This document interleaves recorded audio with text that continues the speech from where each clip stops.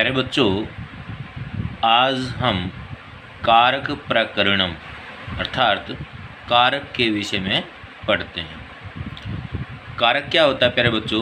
क्रियान्वयित्वम कारकत्वम अर्थात वाक्य में प्रयुक्त पदों का क्रिया के साथ साक्षात संबंध यानी कि सीधा संबंध कारक कहलाता है। जैसे उदाहरण देखिए, बालकः कलमेन पत्रम लिखति, बालक कलम से पत्र लिखता है। यहाँ पर इस लिखती क्रिया के साथ इन तीनों शब्दों का सीधा संबंध है। जैसे मैं आपको बताऊं, हिंदी में बालक लिखता है, कौन लिखता है? बालक लिखता है। किससे लिखता है? कलम से लिखता है। क्या लिखता है? पत्र लिखता है। यानी कि लिखना क्रिया के साथ इन तीनों शब्दों का, तीनों पदों का सीधा संबंध है। अतः ये कारक की श्रेणी में आते हैं। बालकः कलमेन पत्रम लिखति, तो बालक, कलम और पत्र तीनों कारक की श्रेणी में आते हैं। कारक के भेद कितने प्यारे बच्चों? कारक के 6 भेद होते हैं संस्कृत की दृष्टि से: कर्ता, कर्म, करण, संप्रदान, अपादान और अधिकरण। अब हम बारी बारी से इनके ऊपर विचार करते हैं। सबसे पहले कर्ता कारक पर आते हैं। तो कर्ता के विषय में संस्कृत व्याकरण में कहा गया है, स्वतंत्र है कर्ता, क्रिया को करने वाला अथवा क्रिया का स्वतंत्र कारक, चाहे वो जड़ हो या चेतन, कर्ता कहलाता है। हिंदी में इसके लिए बहुधा ने चिन्ह का प्रयोग किया जाता है। बहुधा मैंने इसलिए कहा कि सभी समयों में हर बार जो है ने चिन्ह नहीं आता। जैसे राम खाना खाता है, यहाँ पर राम के बाद ने नहीं आया, तो इसलिए हिंदी में इसके लिए बहुधा ने चिन्ह का प्रयोग किया जाता है। संस्कृत में कर्ता कारक के लिए प्रायः प्रथमा विभक्ति का प्रयोग किया जाता है। प्रायः इसलिए कहा क्योंकि कर्मवाच्य में कर्ता कारक में प्रथमा नहीं तृतीय आती है। तो प्यारे बच्चों, संस्कृत में कर्ता कारक के लिए प्रायः प्रथमा विभक्ति का प्रयोग किया जाता है। उदाहरण देखिए, बालकः तिष्ठति, बालक ठहरता है। वृक्षः तिष्ठति, वृक्ष जो वो खड़ा है। यहाँ पर बालकः और वृक्ष है, दोनों कर्ता कारक हैं। चाहे ये चेतन है, ये जड़ श्रेणी में आप गिन सकते हैं हम इसको। तो दोनों, चाहे यानी कि क्रिया को करने वाला अथवा क्रिया का स्वतंत्र कारक, चाहे वो जड़ हो या चेतन, कर्ता कहलाता है। यहाँ पर तिष्ठति क्रिया को करने वाला बालक है, यहाँ पर तिष्ठति क्रिया को करने वाला वृक्ष है। उपर्युक्त वाक्यों में बालक और वृक्ष कर्ता कारक हैं, अतः इन दोनों में ही प्रथमा विभक्ति का प्रयोग हुआ है। पहले बच्चों, दूसरा कारक है कर्म। कर्तुरीप्सितमं कर्म, वाक्य में प्रयुक्त पदों में से कर्ता क्रिया के द्वारा जिसको सबसे अधिक चाहता है उसे कर्म कहते हैं। वाक्य में बहुत सारे पद होते हैं, इन पदों में कर्ता क्रिया के द्वारा जिसको सबसे अधिक चाहता है उसे कर्म कहते हैं। हिंदी में इसके लिए बहुधा को चिन्ह का प्रयोग किया जाता है। संस्कृत में कर्म कारक के लिए द्वितीय विभक्ति का प्रयोग किया जाता है। जैसे उदाहरण देखिए, बालकः पाठम पठति, बालक पाठ पढ़ता है। तो यहाँ पर पाठम जो है वो द्वितीय विभक्ति का प्रयोग हुआ है। यहाँ पर देखिए, रमेशः कथाम शृणोति, यहाँ पर कथा में द्वितीय विभक्ति का प्रयोग हुआ है। ये पाठ और जो कथा है ये कर्म कारक हैं, इसलिए उन दोनों में द्वितीय विभक्ति का प्रयोग हुआ है। तीसरा है प्यारे बच्चों करण कारक। साधक्तमं करणम, संस्कृत में कहा गया है, यानी कि वाक्य में प्रयुक्त पदों में क्रिया को करने में कर्ता की जो सबसे अधिक सहायता करता है वह कर्ण कारक कहलाता है। हिंदी में इसके लिए प्रायः से या के द्वारा चिन्ह का प्रयोग किया जाता है और संस्कृत में इसके लिए तृतीय विभक्ति का प्रयोग किया जाता है। उदाहरण देखिए, बालकः कंदुकेन क्रीडति, बालक गेंद से खेलता है। तो यहाँ पर क्रीडति क्रिया को करने में जो बालक की सहायता करता है वो गेंद है, कंदुक है। तो यहाँ पर कंदुक में तृतीय विभक्ति का प्रयोग हुआ है। रामः कलमेन लिखति, यहाँ पर देखिए राम कलम से लिखता है। तो यहाँ पर कलम जो है वो लिखने का साधन है, लिखने में राम की सहायता करता है। तो साधक्तमं करणम, इन दोनों वाक्यों में कंदुक और कलम करण कारक हैं, अतः उनमें तृतीय विभक्ति का प्रयोग हुआ है। इसके पश्चात देखिए प्यारे बच्चों, आता है चौथे नंबर पर संप्रदान कारक। संप्रदान कारक के लिए कहा गया है, कर्मणा यम अभिप्रेति स संप्रदान।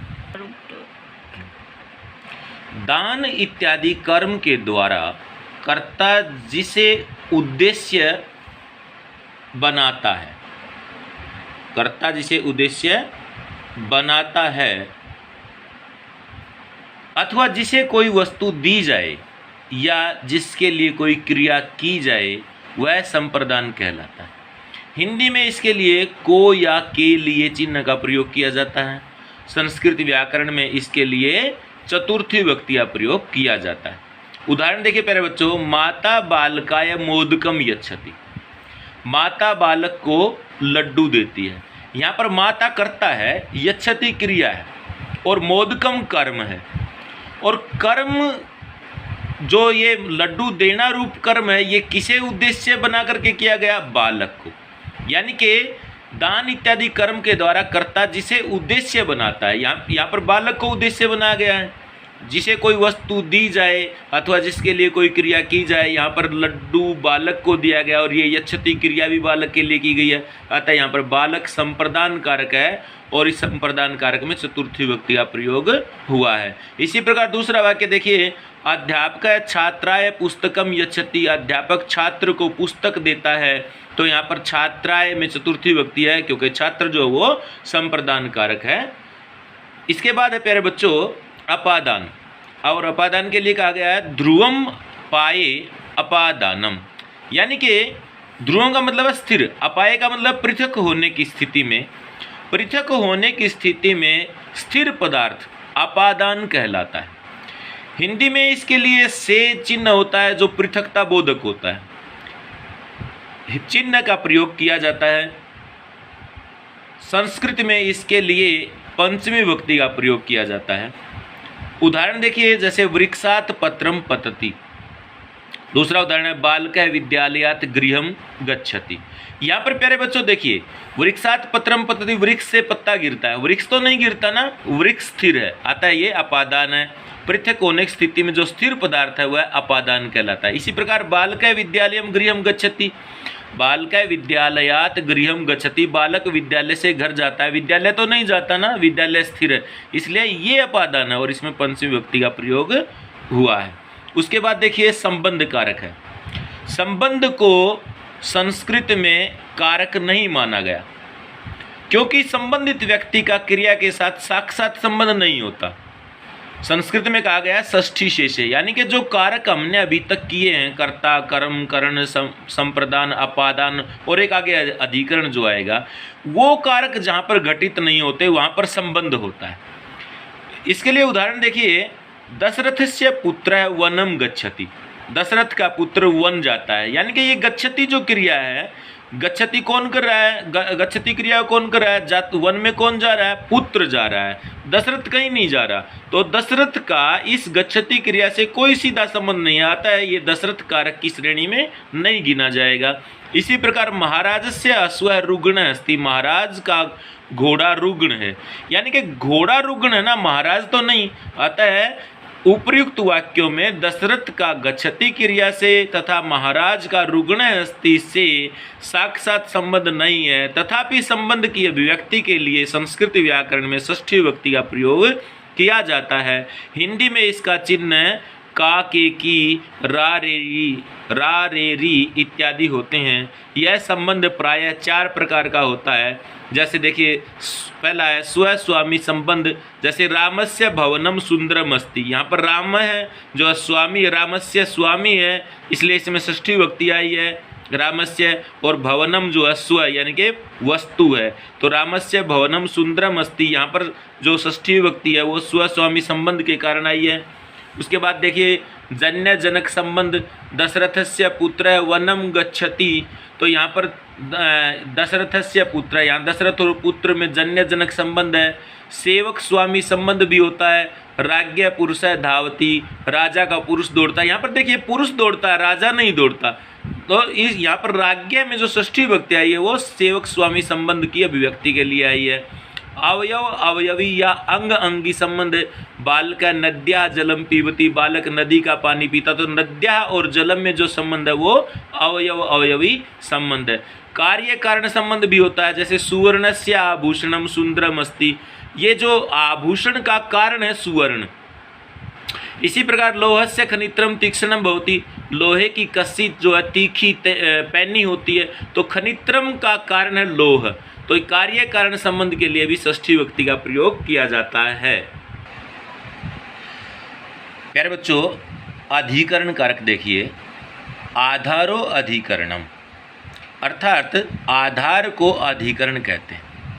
दूसरे शब्दों में कर्ता का आधार, कर्म का आधार तथा कर्ता के द्वारा की जाने वाली क्रिया का आधार, वह स्थान या समय जिसमें वह क्रिया या घटना घटित हुई, सब अधिकरण के अंतर्गत आते हैं।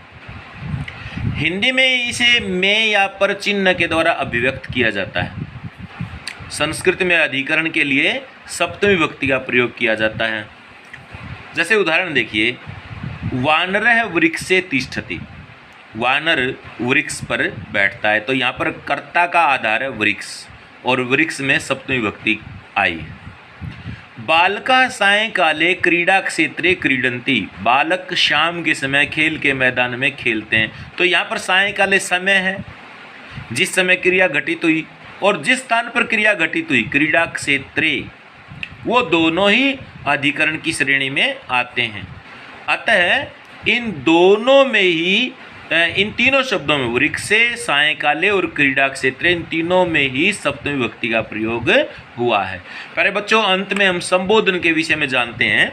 ध्यान से सुनिए, ये बात बड़ी काम की बात है। ये संबोधन को संस्कृत में कारक की श्रेणी में नहीं गिना जाता। क्यों नहीं गिना जाता? क्योंकि संबोधित व्यक्ति का भी क्रिया से साक्षात संबंध नहीं होता है, अतः संबोधन को भी संस्कृत में कारक नहीं माना जाता है। अब देखिए क्यों नहीं सीधा संबंध होता। जैसे एक वाक्य देखिए, भो बालक पाठम पठ, हे बालक पाठ पढ़ो। यहाँ पर देखिए बालक तो प्रथम पुरुष एकवचन है और पठ जो क्रिया है वो मध्यम पुरुष एकवचन की है, जबकि संस्कृत में सीधा वाक्य होता है, जो कर्ता में पुरुष और वचन होता है वही क्रिया में पुरुष और वचन होता है। तो यहाँ पर तो बालक प्रथम पुरुष एकवचन है और पठ जो है मध्यम पुरुष एकवचन है। इसका मतलब बालक के अनुसार तो यहाँ पर क्रिया नहीं आई, तो संबोधित व्यक्ति तो बालक है और इसके अनुसार ये क्रिया नहीं आई। इसका मतलब इसी कारण से जो है संस्कृत में संबोधन को कारक नहीं माना जाता। तो यहाँ पर क्रिया किसके अनुसार आई? यहाँ पर जो है, यहाँ पर कर्ता साइलेंट है। कौन साइलेंट है? त्वम, के हे बालक त्वम पाठम पठ। यहाँ पर त्वम जो वो साइलेंट रहता है और त्वम क्या? मध्यम पुरुष एकवचन है और उस मध्यम पुरुष एकवचन के अनुसार क्रिया यहाँ पर आएगी पठ।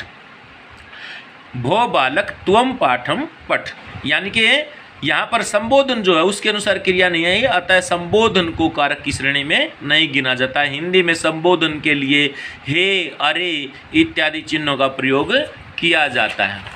प्यारे बच्चों, संस्कृत में संबोधन के लिए प्रथमा विभक्ति का ही प्रयोग किया जाता है। कहा गया है संबोधने च, अष्टाध्यायी में ये सूत्र है 1-4, यानी कि पहले अध्याय का जो है ये जो चौथा चरण है उसमें 49वां जो है वो ये सूत्र है। और इसके पहले जो है प्रातिपदिकार्थ लिंग वचन परिमाण मात्रे प्रथमा ये आता है, ये 1-4-48 है। यानी कि ये प्रथमा जो शब्द है वो यहीं से आगे इधर चला जाएगा, यानी कि संबोधने च प्रथमा, संबोधन में भी प्रथमा विभक्ति होती है।